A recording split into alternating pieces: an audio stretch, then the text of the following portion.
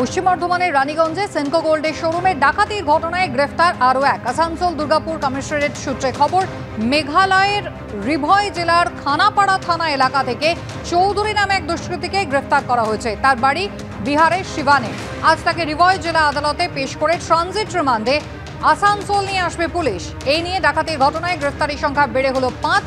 9 June ভরদুপুরে Raniganj বাজারে সেনকো গোল্ডের শোরুমে হানা দিয়ে লুটপাট করে পালায় দুষ্কৃতীরা। পুলিশের সঙ্গে গুলির লড়াই হয়। ডাকাতির 2 ঘন্টার মধ্যে আসানসোলের মহিশিলায় গান পয়েন্টে রেখে গাড়ি ছিনতাই করে দুষ্কৃতীরা।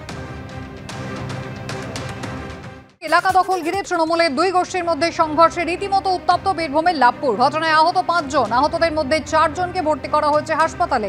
এদের মধ্যে 2 জনের আঘাত গুরুতর।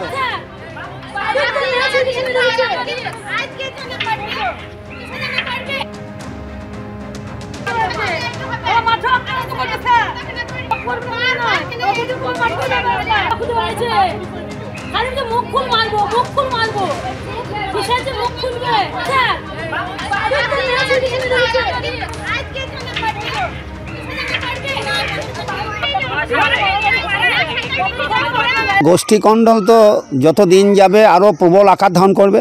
সেই জন্য ওনাদের মূল কাজ হচ্ছে যে এমনিতেই কাটমানি, অর্থ উপার্জনের বিষয়, কে কত টাকা লুট করতে পারবে, এই নিয়েই ওদের ব্যাপার। সেই জন্য ওদের গোষ্ঠীদ্বন্দ্বের শিকার বলতে পারেন। গোষ্ঠীদ্বন্দ্বের জুড়েই আর যা জেরেই আর আপনার কুন্নার বলুন, কিন্নার বলুন, বিভিন্ন এলাকায় যে গোষ্ঠীদ্বন্দ্বের কারণেই এই ধরনের ঘটনা ঘটছে।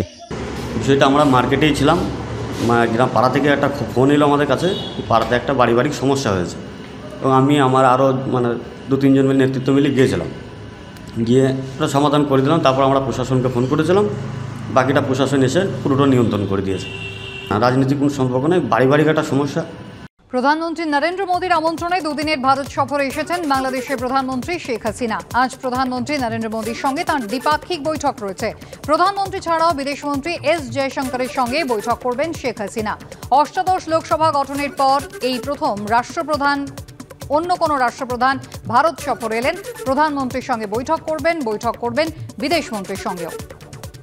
একই সঙ্গে রাষ্ট্রপতি এবং উপরাষ্ট্রপতির সঙ্গেও সাক্ষাৎ করবেন বাংলাদেশের প্রধানমন্ত্রী শেখ হাসিনা।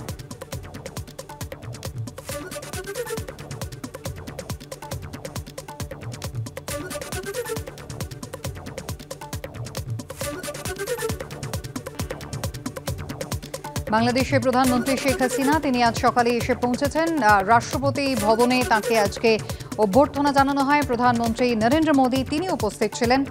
আজ দ্বিপাক্ষিক বৈঠক রয়েছে। একদিকে প্রধানমন্ত্রীর সঙ্গে বৈঠক করবেন যেমন শেখ হাসিনা, অন্যদিকে বিদেশমন্ত্রী এস জয়শঙ্করের সঙ্গেও রয়েছে তাঁর বৈঠক।